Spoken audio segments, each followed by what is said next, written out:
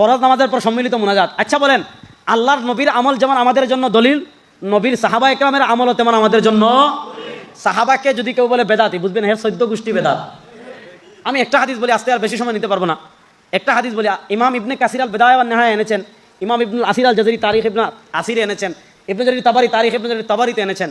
আল্লাহর নবী সাল্লাল্লাহু আলাইহি ওয়াসাল্লামের একজন মুস্তাজাবুদ দাওয়া সাহাবী ছিলেন হযরতে আলা হাজরামি রাদিয়াল্লাহু তাআলা আনহু। আল্লাহ নবী একবার তাকে আমির বানিয়ে যুদ্ধে পাঠিয়েছেন। রাত্রে তারা মরুভূমিতে সফর করে এক জায়গায় বিশ্রামের জন্য ফজরের সময় ঘুমিয়েছেন।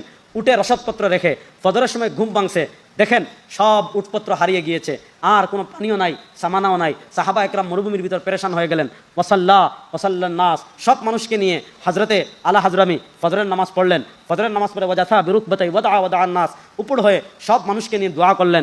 তিনি দোয়া করলেন, মানুষরা আমিন আমিন বলল। দেখা গেল দোয়া শেষ হতে দেরি যে উটগুলো হারাই গেছিল, একটা একটা করে সব ফিরে চলে আসছে। তাহলে ওই যে সাহাবা একরামের এক জামাত ফজরের পর মুনাজাত করলেন সবাই মিলে, নিশ্চয়ই তারা বেদাত করছেন। হ্যাঁ, নিশ্চয়ই তারা বেদাত করছেন।